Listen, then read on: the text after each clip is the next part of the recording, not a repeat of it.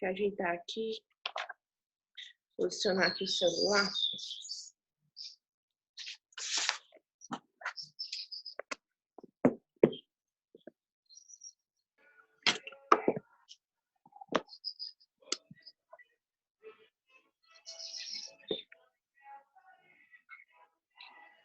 Oi, Nalma, e aí, tudo Olá, bem? bom dia, tudo bem? E você, como está? Tô bem. E o cabelo daquela cliente ficou ótimo, né? Com luxo. A pobre, tá com pena, mas a pobre. Desesperada a criatura. Mas tu viu que limpa mesmo, né, o cabelo? Limpa, limpa. É ótimo. A primeira vez limpou um pouco, né? Mas a segunda ficou um luxo. Aí tu não vai precisar fazer terceira, não ficou resíduo ainda não? Tu Não, viu? ficou nada, ficou nada. Agora é só dar umas reconstruções, né? Porque com certeza deve ter ficado seco, Ficou, pouco. porque fica seco, né? Junta Uhum, o cloro da piscina com o detox, que já dá uma ressecadinha básica. com certeza. Aí eu imagino, viu? Vamos Ela tratar. ficou. Eu direto pra piscina de novo. Aí da próxima vez do Chanel, eu disse a ela. Deixa ela Chanel da próxima vez. E ela que nunca mais. Tem que fazer era raspar. Pois é, Tô merece. brincando, Merece. né não? Pois é. Eu vou hoje passar na nossa aula a continuação que não deu tempo de passar na aula passada, né? Uhum. Sim. Tanto porque, graças a Deus, a internet caiu e também porque o assunto é um pouco mais extenso, não daria para finalizar porque a nossa aula já estava no final, né? Uhum. De qualquer forma, a gente teria que continuar hoje. Eu vou dar só uma continuidadezinha nele, a gente finaliza. Eu já vou dar uma teoria de enrolamento de bobs também, tá certo? Certo, certo. A gente vai falar agora, só continuando sobre anatomia e fisiologia capilar, eu vou falar um pouco sobre vírus, fungos e bactérias, certo? Os vírus, Certo. eles são seres muito simples e pequenos. Eles são formados basicamente por uma cápsula proteica envolvendo material genético. Né? A gente tem até aí a pandemia, né, está se desenvolvendo justamente por causa de um vírus. E aí eu estava até lendo ontem sobre o efeito do álcool em gel, né, em relação a isso, em relação ao vírus. O álcool em gel, o álcool 70, né, o que acontece? Ele tem a quantidade de água e de álcool suficiente para romper essa cápsula. É como se o vírus ficasse dentro de um saquinho, envolvido num pacotinho. Sei. Esse álcool, ele rompe essa cápsula e a água, ela vem e dissipa, né, esse vírus. É o que acontece. Menina, tá ouvindo aí a música? Tô. Tô passando aqui na rua, isso é um carro, viu? Vai me matar ele, viu? A palavra vírus vem do latim que significa fluido venenoso ou toxina. Atualmente é utilizado para descrever os vírus biológicos, além de designar metaforicamente qualquer coisa que se produza de forma parasitária. O vírus é uma partícula basicamente proteica que pode infectar organismos vivos. São parasitas obrigatórios no interior celular e muitas vezes são agentes causadores de doenças infecciosas.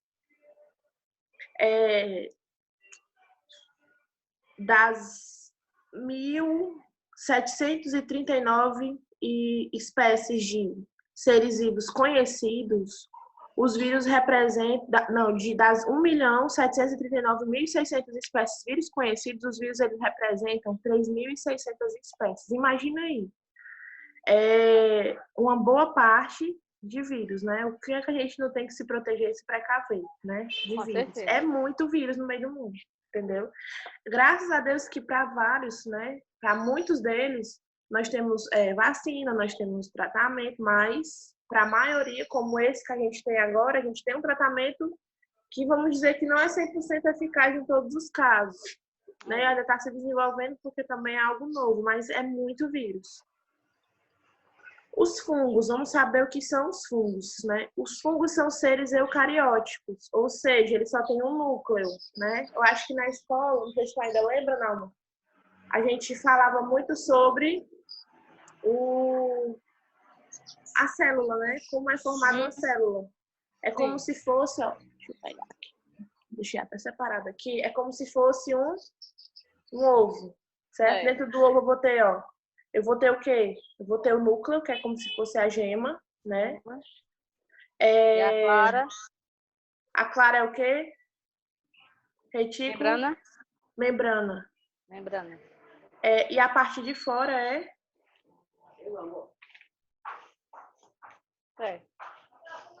A parte de fora é... Peraí, o núcleo. Não, núcleo é a parte interna. Externa. Citoplasma. Não, peraí. Deixa eu só dar uma verificada, que até eu esqueci qual é esse. Espera ainda. É a membrana, então. Espera ainda. É a membrana. Tu tá acompanhando na apostila? Não, não. Tem essa apostila não, gata, aí. Ah, é mesmo? Não tem a... Não, tem não. Vamos lá. É a membrana, o núcleo, o citoplasma. Os citoplasmas, eles estão contidos o quê? Eles estão contidos as organelas, aquele material. A água também, né? Isso. Ó. Pronto, achei um aqui, mas tá muito complexo. Deixa eu ver se eu acho mais simples.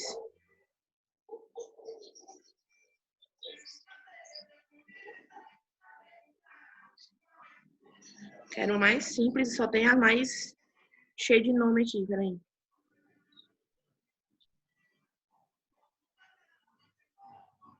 Cristo vive. Achei. Membrana citoplasmática, que é a parte que envolve, que é como se fosse... Casca do ovo. Tá conseguindo me ver, né, Nalma? Aí? Só a sua fotinha. Agora, tá vendo? Não. Não está me vendo? Não, só uma foto sua. Ah, pronto, tá bom, tudo bem. É porque eu saí da tela da chamada. Ó, nós temos numa célula membrana citoplasmática, certo? Temos o núcleo, que é a parte interna, né? E temos o quê? O citoplasma. Dentro dele, nós temos ribossomos, mitocôndrios, lisossomos, retículo endoplasmático, todos esses componentes, certo? Mas o núcleo, basicamente, é isso. Agora você tá me vendo, né? Tô. Não, voltamos aqui. Estão incluídos nesse grupo organismos de dimensões consideráveis, como os cogumelos, mas também muitas formas microscópicas, como os bolores e leveduras. Você vê, às vezes, né, fica na calçada, na rua, quando chove, fica aquele lodozinho, né? Ou então, quando você está em um ambiente que tem muita umidade, você verifica que as paredes, toda essa parte que está próxima, em volta ao ambiente mais úmido, ou que tem mais, vamos dizer assim, contato, né, com a água, e tem um certo abafado, um certo vapor, né, porque ele precisa também, além da umidade, né, um pouco de calor para poder se multiplicar, para poder nascer ali. Então, o que acontece? Ali vai gerar muitos fungos, vai gerar muitos bolores, certo? Principalmente também na questão da comida, né? Aí imagina aí o cabelo, certo? O que acontece? Às vezes a cliente passa vários dias sem lavar o cabelo, né? Aí o que vai acontecer ali? Desenvolve fungos sim, certo? Aí começa a cair o cabelo, certo? Começa a enfraquecer o bulbo capilar. É por isso que eu aconselho que a gente tem que aconselhar nossos clientes. Não lava o cabelo uma vez por semana. O pessoal diz, tem que lavar uma vez por semana que é mais saudável. Não, não é uma vez por semana, não. No máximo 3, no mínimo 2 vezes, porque é o ideal. Para quem tem o cabelo um pouco mais oleoso, lave lá uns 3 vezes. Não, eu não aconselho lavar o cabelo todo santo dia. Todo santo dia. Não, não é bom, né? Pode ser bom para o couro cabeludo, que vai ficar sempre com aquela refrescância de cabeça limpinha. Mas para o cabelo, não. O que vai acontecer? Aquele fio vai enfraquecer mais, o cabelo vai ficar um pouco mais frágil, vai ficar difícil até de você fazer qualquer procedimento dele. Eu me lembro que antigamente, sim, eu tinha o quê? Uns 15, 16 anos, eu tinha uma fissura de estar lavando o cabelo, né? E o que acontecia? Eu já tinha loiro, aí lavava o cabelo todo santo dia. Geralmente, o que acontecia com o meu cabelo? As pontas dele eram aquelas pontas super ásperas, saturadas, né? De tanto eu estar consumindo as cutículas do meu cabelo, certo? Porque lavar o cabelo demais também dá isso. Você mexe na abertura e fechamento de cutícula, você não tem a paciência de esperar nem o fio cicatrizar. E isso influencia, sim, na saúde do fio também, lavar o cabelo demais, em excesso. Diversos tipos agem em seres humanos, causando várias doenças, como, por exemplo, micoses. Outro fator também que dá um fungo abençoado, por dizer assim, em cabelos femininos, né? Geralmente, quem tem o cabelo cacheado, o que é que faz? Lava o cabelo, às vezes só molha, aí taca creme, pega um monte de creme, às vezes a própria máscara de hidratação, aí vem, faz aquele nozinho aqui, ó, pá, amarra o cabelo. Molhado e tudo, não espera nem secar, graças a Deus, né? Aí, quando passa assim uns dias, a pessoa vai no salão, faz uma escova. Você sente só aquele mau cheiro, aquele vapor desagradável, vai subindo aquele mau cheiro. Por mais que você tenha lavado o cabelo da cliente com o shampoo mais cheiroso, né, mais maravilhoso, o mau cheiro ele vai prevalecendo ali. Que o ideal é fazer o que naquele cabelo? A princípio, um detox, né? E depois pedir para sua cliente que ela não, de forma alguma, prenda o cabelo molhado, não precisa de excesso de creme, tá bom? Tem a quantidade correta. Tem cliente que passa uma semana com pote de creme, porque todo dia molha e passa creme, molha e passa creme, molha e passa creme. Verdade. E, infelizmente, né, não é a forma mais saudável de tratar um fio.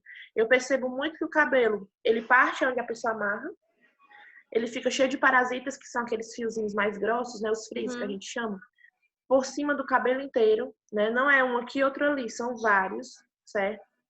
Sobrecarrega o fio, aí começa a dar queda, porque o creme em excesso, já abafado com o cabelo preso, ele começa a desenvolver assim, os fungos, e o que acontece? Vai enfraquecendo o bulbo capilar. Aí o cabelo começa a dar queda. Aí a pessoa, mulher, meu cabelo tá caindo tanto, eu não sei por quê.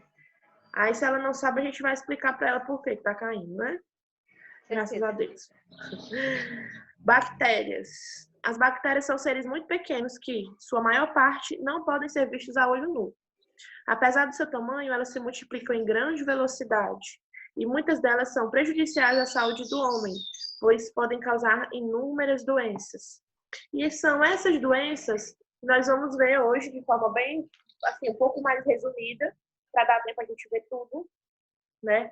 Mas vamos ver algumas dessas doenças sim, tá bom? A principal, a primeira, né, mais, vamos dizer assim, mais padrão, que a maior parte da população tem, é a caspa, certo? A caspa é um problema muito frequente. Ela trata-se da resposta do couro cabeludo a uma irritação. Às vezes a irritação, você passou muito tempo, vamos supor, sem lavar o cabelo, aí começa a irritar, começa a coçar. O que você coça, o couro cabeludo ele vai criar uma autoproteção que vai se desenvolver caspa, certo? Às vezes até no alisamento que você faz, né, aquela descamação do produto, que acontece, se você a cabeça irritar demais, você coçar demais, dali já desenvolve também a caspa, certo? Toda a população tem ou terá algum grau de caspa. E o ponto em que começa a incomodar é a questão de sensibilidade individual. A irritação acelerada faz o indivíduo coçar ainda mais e faz com que as células imaturas se aglomerem na superfície do couro cabeludo, que cria os flocos de caspas visíveis. Em geral, é quando fica evidente ou passa a coçar que a maior parte das pessoas se preocupam. Certo? Enquanto tá lá só a caspa na cabeça, ninguém tá nem aí, né? Ninguém está preocupado. Lavou, secou, passou no pente e saiu.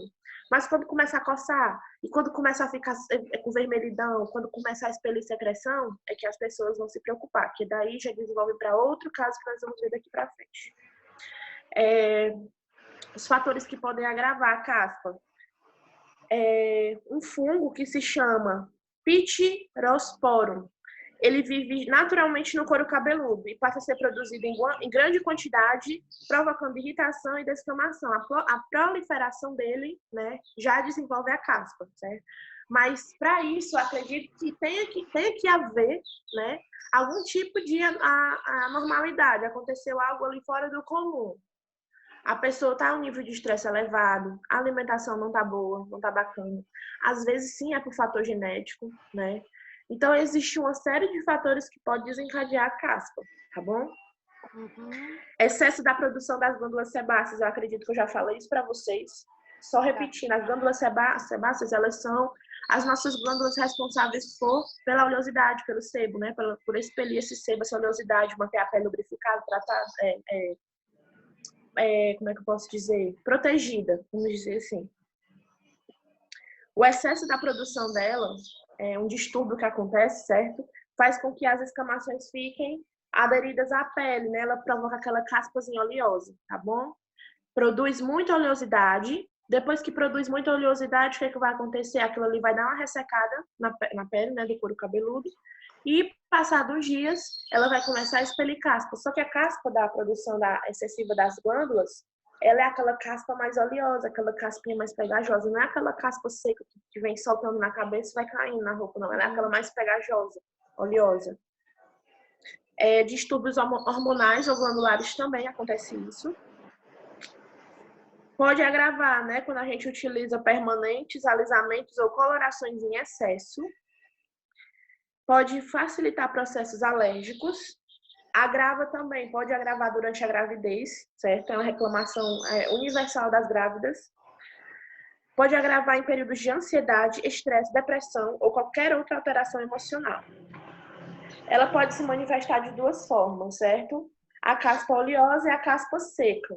A caspa oleosa, ela normalmente existe uma superprodução das glândulas sebáceas, como eu já falei, e pode ser ocasionada pela ingestão de excesso em gordura. A pessoa que consome gordura demais, né? Alimentações ricas em carboidratos e tal. E o que vai acontecer? Os flocos, eles vão ficar granulados, grudados e granulados no couro cabeludo, dando uma aparência de um cabelo pesado e sujo, certo? Vai expelir, né? O que você... É como diz... Eu não sei se nas aulas que tu participou na escola de ciências, essas coisas, eles diziam que você é o que você come. Na verdade, realmente você é o que você come, né? Porque o que você come, aquilo ali o seu próprio corpo, o seu organismo, ele vai absorver as proteínas, os carboidratos e tudo que você come e vai refletir nas células. As células vão absorver aquilo, reflete na sua pele, reflete no seu cabelo, reflete em tudo isso. A caspa seca, nesse caso já é o contrário. A falta de óleos e gordura de boa qualidade na alimentação deixa o cabelo e couro cabeludo bastante ressecados. As caspas secas são muito finas e se destacam-se facilmente, causando desconforto a cair sobre a roupa. Eu lembro como se fosse hoje, minha mãe tinha demais, ela ainda tem um pouco, né? Mas minha mãe tinha demais, e era horrível, porque onde ela ia, ela ficava, minha filha, olha que essa minha roupa tá suja, olha que essa minha roupa tá suja, porque fica caindo, parece farinha na roupa, é horrível, dá um incômodo, né? A pessoa se sente envergonhada, certo? É algo constrangedor. A dermatite seborreica, vamos falar sobre ela agora. Ela é a inflamação crônica, ela é uma predisposição genética, tá bom? Se caracteriza por erupções cutâneas, ocorrendo com maior predominância nas áreas onde há maior produção das glândulas sebáceas. Geralmente é onde por trás da orelha, na nuca, né, no pescoço aqui, nessas partes mais, onde a gente tem mais excesso de oleosidade, onde o cabelo começa a ficar oleoso primeiro, tá certo? E por vezes é considerada a forma mais grave de caspa, requerendo cuidados médicos. Porém, o mais provável é que seja uma condição diferente que provoca vermelhidão, coceira e inflamação do couro cabeludo. Além da descamação, pode ocorrer também nas sobrancelhas, lateral do nariz, em torno das orelhas, a face anterior do tronco. Outras produções que podem ser confundidas com esses quadros que requerem atenção médica e diferentes tratamentos são a psoríase e eczema. A psoríase e eczema também é algo muito semelhante à dermatite seborreica. É outro tipo de manifestação, ele se aplica ao universo profissional da beleza. Refere-se a uma reação inflamatória na pele, que ocorre à exposição de um agente capaz de causar irritação ou alergia. Existem dois tipos de dermatite, a irritativa e a alérgica. A irritativa é causada por substâncias ácidas ou alcalinas, que são os produtos de salão normal que você costuma usar, coloração, produtos de alisamento, né? Que é a dermatite irritativa. E a dermatite alérgica, ela aparece após repetidas exposições a um produto ou uma substância. Ela depende da ação do sistema de defesa do organismo. Vamos supor que a dermatite irritativa apareceu pelo uso dos produtos. E a alérgica, ela é uma reação causada pelo uso frequente também desses produtos. Você usa e você percebe que você não se deu com aquilo. É uma alergia, tá bom? Infecção por fungos. Nós temos a tínia de cabeça. A tínia de cabeça são infecções causadas por fungos que atingem a pele, as unhas e o cabelo. Os fungos estão em toda parte, podem ser encontrados no solo e em animais. Até mesmo na nossa pele existem fungos convivendo praticamente conosco sem causar doenças. Porque existe sim os fungos que fazem bem, como existem os que não fazem, certo? Um exemplo básico, por exemplo, existem cogumelos que são venenosos, né? Mas existem cogumelos que são comestíveis também, certo? Do mesmo jeito acontece no nosso corpo.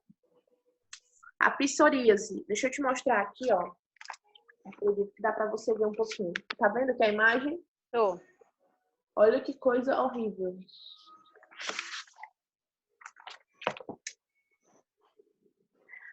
As células da pele crescem no fundo e aos poucos sobem à superfície. Esse processo de renovação da pele dura em torno de 1 mês. Com a psoríase, isso acontece em alguns dias, porque as células sobem muito rápido e se empilham na superfície. Ela cria uma camada, né, uma crosta na pele.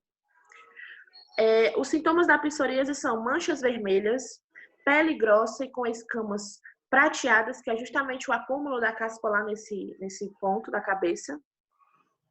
Essas manchas podem coçar e doer.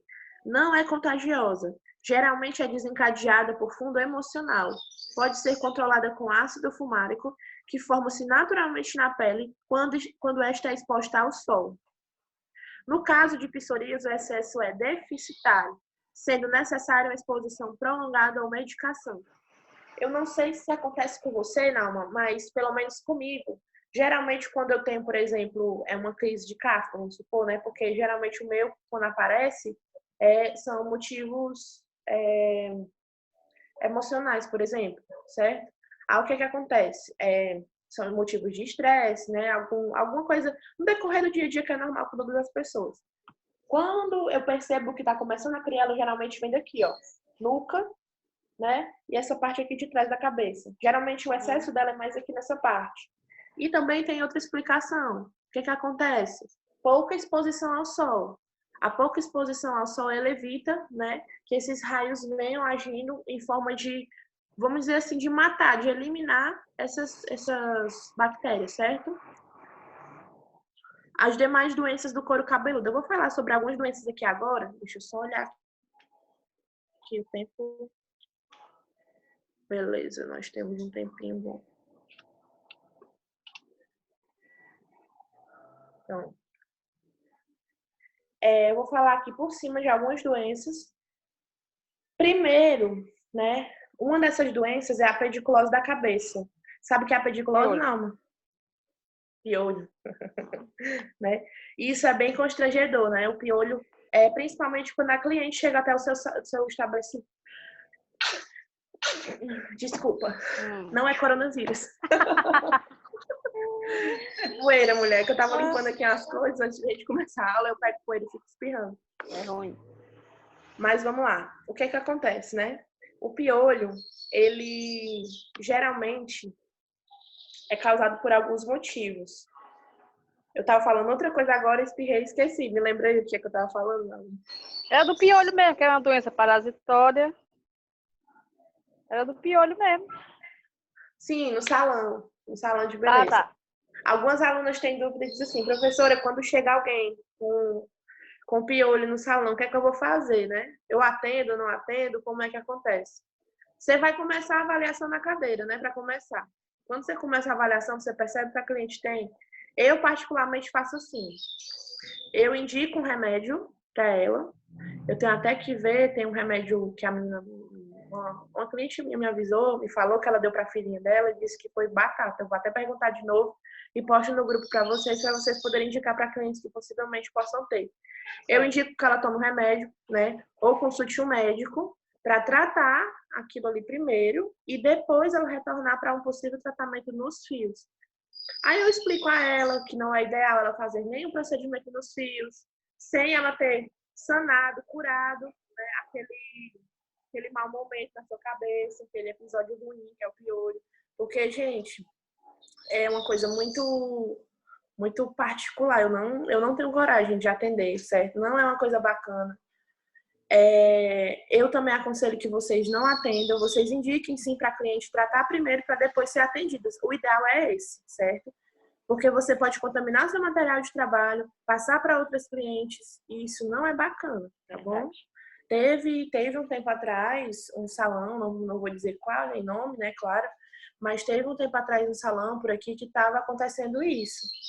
As clientes estavam sendo contaminadas, né? Umas estavam pegando, ia para o mesmo salão e todas estavam percebendo que estavam ficando com piolho, certo? Olha. O que acontece, né? A escova não higienizada, materiais assim não higienizados, né? Até na toalha mesmo, né?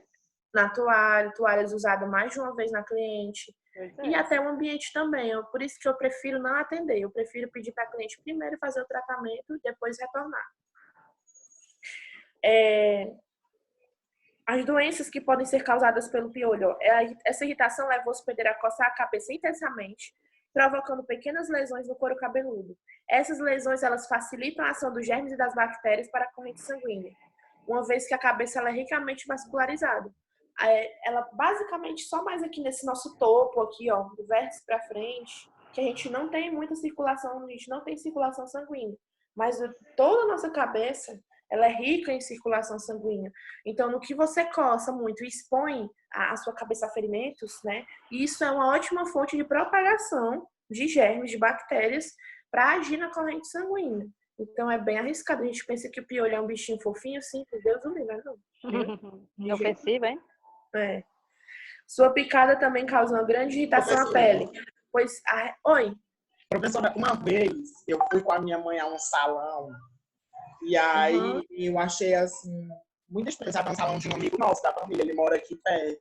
Professor, ele pegava os piolhos e ele matava na bancada. E ele achava assim a coisa super tranquila, né? E eu olhando aquela situação, e assim, era até o que eu ia te perguntar, né? Numa situação que a gente tem um cliente dessa forma, como a gente não ser constrangedor para o cliente, né? Porque, querendo ou não, o cliente que ele tem um piolho já é constrangedor para ele já se sente constrangido em um cabeleireiro. Porque ele vai que ele recebe essa barra, né? Como a gente fazer esse controle, como a gente fazer isso de uma forma mais leve? Certo. Como é que a gente faz isso, né?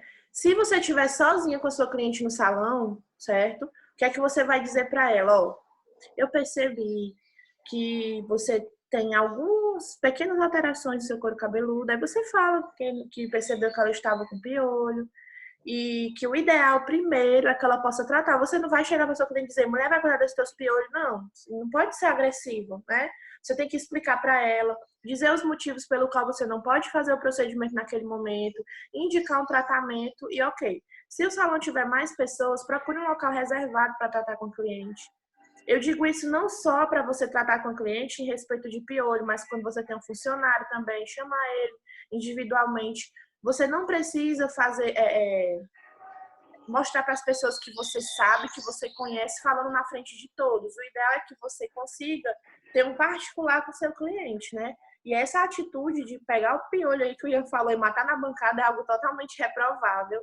Eu não iria novamente, né? Eu, como vou dizer assim, como consumidora de um serviço, eu não iria novamente no local desse, porque isso é uma falta de higiene total, certo? Além de constranger o cliente, né? Porque ele está lá removendo, os outros estão vendo. Isso é um constrangimento absurdo, isso não deve existir de forma alguma. Show de bola. A sua picada também ela pode causar grande irritação à pele, pois a reação à sua saliva costuma desencadear uma dermatite papulosa e bastante irritante. A saliva do piolho também, ela causa doenças e irritações no couro cabeludo, certo? Geralmente, a doença é causada por poucos parasitas e torna-se difícil encontrá-los. Porém, em alguns casos, principalmente em pessoas com maus hábitos higiênicos, a infestação ocorre em grande quantidade. Aqueles vídeos que o pessoal às vezes manda, que vocês veem, da galera lá com muito piolho, chega, parece assim que tá tendo uma festa na cabeça da pessoa, aquilo é verdade, pessoal. Geralmente acontece muito com moradores de rua. Mas os moradores de rua não são os únicos, não. Pessoas mesmo com a higiene mesmo nos pés, né? Que não tem um pingo de higiene própria, também tem aquela multiplicação horrível na cabeça. E aquilo é bem constrangedor. Fica caindo na roupa, é horrível. Horrível mesmo. Outra característica da pediculose é a presença das lêndias, que são os ovos dos parasitas depositados pelas fêmeas nos fios do cabelo. Tem coloração esbranquiçada e ficam grudados no fio, a cerca de 1 centímetro do couro cabeludo. Elas ficam bem próximas, né, ao nosso couro cabeludo. São os ovinhos, são os filhotinhos que vão nascer, certo? Depois. E assim, o que realmente eu aconselho é tratar isso, porque é algo constrangedor, é algo prejudicial à saúde, é algo que não vai te fazer bem em nenhum aspecto. Vou te contar uma experiência aqui que eu tive. Quando eu era criança, eu tive piolho. A última vez que eu me lembro de ter tido piolho foi com 10 anos. E a minha mãe matou meus piolhos. Naquela época não era tão viável assim, um remédio para piolho. Minha mãe matou meus piolhos com cachaça. Ela botou cachaça. Ela, na hora de dormir, ela pegou cachaça, botou em toda a minha cabeça, amarrou uma fralda. Aí eu fui dormir. Os piolhos tinham morrido e o meu couro cabeludo estava altamente corroído. Imagina. E o porre? Tava tudo queimando, né? Na minha cabeça. E o porre? Eu acho que meu couro cabeludo já foi queimado em 3 gerações, porque já foi passado 3 vezes cachaça na minha cabeça. Oh, Jesus, tem misericórdia dessa criança. Ainda bem que tu pegou o gosto pela cachaça, né, bem? Não é não? Alopecia androgenética. A alopecia androgenética constitui o tipo mais comum de perda capilar. Sem formação de cicatriz na região da coroa da cabeça. É resultante da sensibilidade geneticamente determinada do tecido capilar e androgênios, muitas vezes referida como calvície comum, alopecia de padrão masculino e alopecia de padrão feminino. Resumindo, trocando em miúdos, a queda de cabelo excessivo, né? Tanto masculino como feminino. Eu tenho uma aluna que ela tem alopecia androgenética. Geralmente, aqui, essa parte aqui de cima, da cabeça, ela é bem mais rala, certo? Ela tem pouquinho cabelo. E esses cabelos que caem, eles não nascem novamente. Alopecia difusa. Consiste na perda de cabelo generalizada em todo o couro cabeludo. Pode ser bastante difusa. Essa perda capilar, muitas vezes, não é percebida, até que 30% a 50% do couro cabeludo tenha sido afetado. As causas de alopecia difusa incluem o retardo anágeno, que é o retardo do crescimento do fio, que é a nossa fase anágena, certo? Reações farmacológicas, entre outros motivos identificados apenas por um médico especialista. O cabelo está lá caindo, né? A pessoa está começando a ficar super calva, e a pessoa só começa a perceber quando uma parte já está comprometida. O ideal, né, é que se perceba no início para que você possa já estar fazendo um tratamento eficaz logo no começo dessa perda de fios. E temos também, gente, a alopecia areata. Caracteriza-se tipicamente por uma perda de cabelos irregular. Entretanto, o envolvimento pode variar desde uma placa isolada no couro cabeludo ou em outra região, a total ausência de pelos no corpo, alopecia universal. Esse tipo de alopecia, geralmente, ela vem como, né? Ela vem em formatinhos, desregulados, né? Vem em qualquer ponto da cabeça, só que elas têm um formato mais ou menos de uma rodinha, de uma moedinha. A pessoa é saudável, não tem nenhuma predisposição de alguma doença, de nada. A pessoa é saudável e, de repente, ela começa... Ai, que susto. E, de repente, ela começa a perder fios de cabelo. Quando ela vai ver, tá aquelas rodinhas caídas na cabeça. Cresce novamente, cresce, mas é algo que vai acontecer sempre. A pessoa sempre vai estar perdendo fios de cabelo. Não tem ainda uma explicação, uma causa científica, uma explicação científica para isso. A pessoa perde e cresce novamente, certo? Eu tenho uma tia que ela tem alopecia. E geralmente ela começa a perder, o cabelo dela começa a ficar todo inteirinho crescendo, e de repente começa a cair, fica lá as rodinhas de moeda na cabeça dela caída. É algo bastante incômodo, porque geralmente quando a gente vai atender ela, é algo particular, ela prefere ser atendida individualmente, quando não tem outros clientes no salão, porque é algo incômodo, é algo constrangedor, principalmente para a mulher, né? A mulher, ela quer que o cabelo esteja perfeito, ela quer que tudo nela esteja perfeito. E quando algo foge desse padrão, ela se sente constrangida diante de outras mulheres, né? Porque o bicho para reparar nas coisas é Sim, mulher. mas pode fazer algum tratamento, assim, tipo coloração inteligente? Não, Não, pode, não pode, atrapalha. normal. Pode. O ideal é que com menos frequência, mas pode. Não é nada ocasionado por produto, nem por doença, E por nem é nada. irritado, né? Não Não, tem irritação. é algo que vai e volta. A gente também tem a queda, né? Queda de cabelo comum. E dentre essas quedas, né, existem alguns motivos que podem desencadear elas. O pós-parto, a gente sabe que cai bastante cabelo, né? Até então, porque a mulher fica com o organismo um pouco mais fragilizado, um pouco mais carente de vitaminas, e ela vai precisar estar recuperando tudo aquilo. Febre alta, infecção grave e resfriado forte. Doenças da tireoide, a gente sabe que também é uma causa muito comum, né, de ter essas quedas de cabelo. Dieta inadequada em proteínas. Medicamentos, existem vários medicamentos também que ocasionam queda de cabelo. Tratamento de câncer, principalmente a quimioterapia, ela é um dos fatores que mais derruba cabelo. Pílulas anticoncepcionais, pasmem, né? Acontece sim, pílulas anticoncepcionais da queda de cabelo. Baixo nível de ferro no sangue, que a gente costuma chamar de anemia, tá bom? E cosméticos e cuidados inapropriados. Na verdade, aí ele vai ocasionar queda, mas geralmente vai ocasionar mais quebra, né? Do fio do cabelo. Eu vou passar agora, deixa eu só olhar aqui o horário. Certo, nós temos ainda alguns minutinhos. Ainda dá tempo da gente fazer aqui. Pronto. Ai, meu Deus, saiu. Pronto, voltei. A gente ainda vai ver aqui rapidinho uma teoria sobre enrolamento com bobs, tá bom? Geralmente, a gente utiliza enrolamento com bobs, né? Modelo de bobs. Quando você vai fazer um penteado, tá preparando o cabelo. Eu, particularmente, já não utilizo mais no cabelo inteiro. Geralmente, eu utilizo o bob aonde? No topo, para dar aquele volume, né? Pra gente poder fazer a montagem do penteado, um volume a mais na escova. Mas, ainda assim, ainda existem pessoas que são adeptas, né? Que ainda gostam de utilizar os enrolamentos com bob na cabeça inteira. As famosas Dona Florinda, né? E a gente tem alguns modelos de bob, certo? Temos os bobs de silicone. Eles são apropriados para realizar os cachos, com uma ondulação mais estreita, indicado para cabelos médios ou longos. Nós temos os bobzinhos de espuma. Tu já viu bob de espuma, não, Márcia? Não. Aquele bobzinho parece uma esponjinha redondinho. Ele é menos frequente. Você geralmente não consegue encontrar ele com muita facilidade, não. Ele parece uma esponjinha assim, no formato de bob, certo? Oferece uma ondulação mais definida da raiz às pontas, indicado para cabelos curtos e médios. Ele pode ser também um pouco mais fininho, só que ele é mais fácil de você conseguir enrolar o cabelo nele, fica aquele cachozinho mais definido. Além do mais, ele vai absorvendo aquela umidade do cabelo, né, para secar o cabelo. E os bobs com velcro, que é os que eu mais gosto. Sou apaixonada por bobs com velcro, por quê? Porque eles aderem melhor ao fio do cabelo, pegam todos os fios, né? É um bob mais... pega bem. É um bob mais padrão. Aconselho sempre a utilizar ele, tá bom? Existem algumas técnicas de enrolamento de bob, né? Dependendo do que você quer fazer. Se você quer cachear, se você quer ondular, e se você quer deixar aquele cabelo mais liso ainda.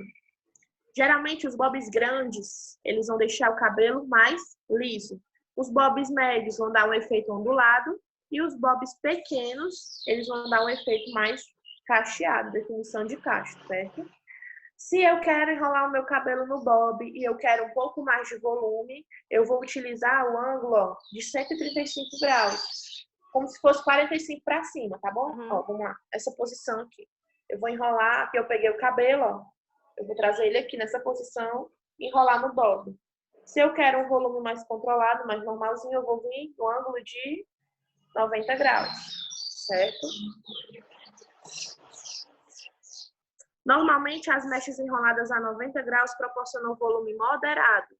E as que você consegue enrolar em 135 graus, elas dão um pouco mais de volume, elas dão um volume maior no cabelo. Existem algumas técnicas de enrolamento, né? A gente pode enrolar o cabelo tanto na horizontal, né? Nas linhas horizontais aqui, ó. Aqui é normal, horizontal, mas sendo do topo, né? Linhas horizontais na cabeça inteira ou em linhas verticais, certo? Vamos ver a diferença de um para o outro. Embora a horizontal primeiro. Embora seja um tipo de enrolamento mais convencional, cabelos curtos e lisos podem ganhar muito glamour quando se aplica esse tipo de enrolamento de bobs, aliado a mousses, pomadas e fixadores. Também conhecido como enrolamento batido ou tradicional, ele é enrolado com mechas projetadas em 90 graus. Além de ser em linha horizontal, vem em 90 graus. Em relação ao couro cabeludo, proporciona o volume mais adequado para esse tipo de enrolamento.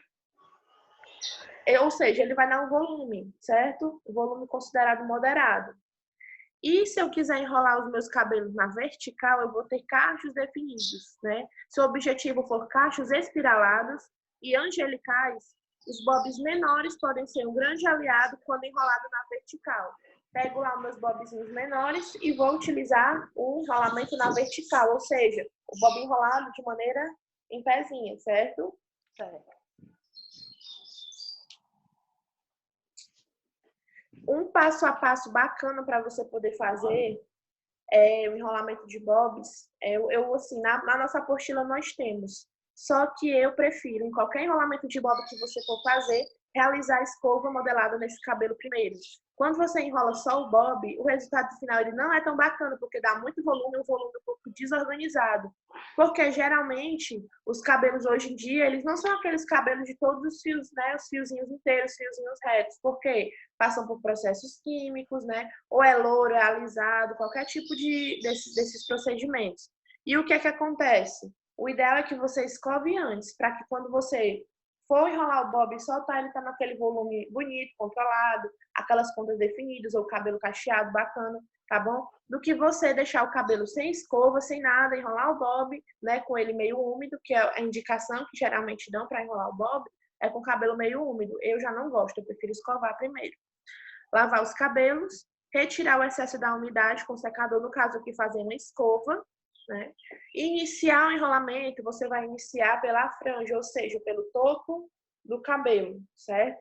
Começando pelas partes de cima, é o ideal. Porque se você começar de baixo aqui, você vai perder espaços e quando chegar em cima vai sobrar cabelo, não vai ter espaço, vai faltar espaço para colocar o bob, aí vai ter que desmanchar tudo de novo para começar por cima. O ideal é que comece por cima, tá bom? E a divisão, geralmente a divisão é essa. Você vai separar aqui, ó, o topo até a nuca inteiro. Só que você divide aqui no vértice, claro, para não ficar uma mecha inteira presa. Mas você vai separar, ó, ponto alto das sobrancelhas até a nuca, certo? Depois que separou isso, aqui você separa mais a metade. Aqui atrás você vai ter 3 partes inteiras, mais 2 aqui do lado, mais o topo. Certo? Essa é a divisão correta para o enrolamento de bobs. E depois que você finalizar, enrolar todas as mechas, você vai deixar esse cabelo lá no bob, né, um certo período de tempo. Depois que você soltar esse cabelo, você pode finalizar com spray, com perfume capilar, né? Depende do tipo de fixação que você queira. Se o cabelo demora mais para cair as ondas, ou os cachos, ou a modelagem que você faz, o ideal é que você passe só um spray de perfume ou um reparador de pontas. Mas se for aquele cabelo que tudo que você faz ele cai rápido, o ideal é que você aplique um mousse antes, como se fosse penteado que a gente faz, né? Aplica um mousse antes e no final você coloca um spray também, que ele vai durar mais tempo. Isso se a pessoa for para um evento. Se não, o ideal é a cliente não sair do seu salão com spray no cabelo, se ela não for para nenhum evento. Se ela fizer um tratamento, por exemplo, uma escova somente, o ideal é que você não finalize com spray fixador, só um reparador de pontas ou um spray de perfume, ok? Aqui nós temos algumas informações, eu vou finalizar com elas. A quantidade de mechas pode variar conforme a densidade do cabelo de cada indivíduo ao penteado desejado. O ideal é que você pegue a quantidade certa de mechas. Não pegue uma mecha mais larga do que o bob suporta, tá certo? Nunca solte os cabelos antes de estarem totalmente secos. Aqui ele vai mais para quando a pessoa faz enrolamento com o cabelo meio úmido, né? Quando ela não escova antes, que já eu não aconselho fazer assim. Para uso de mousse ou outro fixador, após o uso do secador, faça o enrolamento dos bobs e espere em torno de 30 minutos até esfriar, para você poder soltar esse cabelo e aplicar qualquer produto que seja. Para os cabelos curtos e franjas, Os mais indicados são os bobs menores. Os bobs grandes são utilizados para alisar os cabelos de médio a longo e também para direcionar e dar volume aos franjões. Cabelos muito crespos precisam de escovação, né, antes que os bobs sejam colocados. Não só os crespos, mas, na minha opinião, todos os cabelos, certo? Se a ideia é segurar o penteado com um volume maior por mais tempo, façam como as modelos e atrizes. Enrole os fios com bobs grandes e solte minutos antes de entrar no evento. Se os cabelos forem enrolados, projetando a mecha para frente, o resultado será um penteado com maior volume, ok? E essa foi a nossa aula de hoje, né? Vimos o restante da aula passada, que foi a respeito de vírus, fungos e bactérias.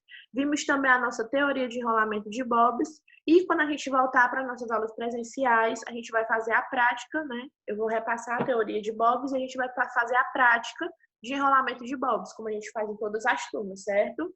Sério. E aí, Naama, gostou da aula? Gostei mais muito. conhecimento? Com Ótimo. certeza. Pois então, você tem alguma dúvida? Não, a dúvida que eu já tinha feito, né? A outra aula tinha feito. Aí, Pronto. do que tinha foram tirados hoje. Ian? Tirou um cochilo? Eis-me aqui, nada de cochilo. Meus amigos, olha, depois um beijo para vocês. Eu só tenho um pedido especial a fazer para vocês. Eu sei que é muito clichê, né? Mas fiquem em casa, só saiam realmente para o essencial. A gente está passando por uma situação muito difícil, né? Esses dias eu liguei para alguns alunos, infelizmente, entes queridos de alunos que estão com coronavírus, alguns alunos perderam familiares. Então, esse é um momento da gente realmente se resguardar, só sair para o necessário, né? Se proteger. E daqui a pouco, em nome de Jesus, tudo isso vai passar. A gente vai se ver novamente. Então, tomem os devidos cuidados para que, quando tudo passar, a gente possa se encontrar, né? Sem sequelas, sem receios, sem medos, né? E realmente ser canal de coisas boas na vida do outro. Né? A gente vê tanta gente compartilhando coisa ruim, que a gente possa compartilhar coisas boas, compartilhar notícias boas, compartilhar coisas boas, porque é um momento delicado que a nossa mente fica balanceada. Então, quando a gente compartilha o que é bom, a gente traz esperança, né? Um abraço para vocês. Tá? Hoje eu finalizo essa aula com vocês desejando assim, tudo de bom, tá? Beijão, tô morrendo de saudade. Beijo. Nem me fale de saudade. E quando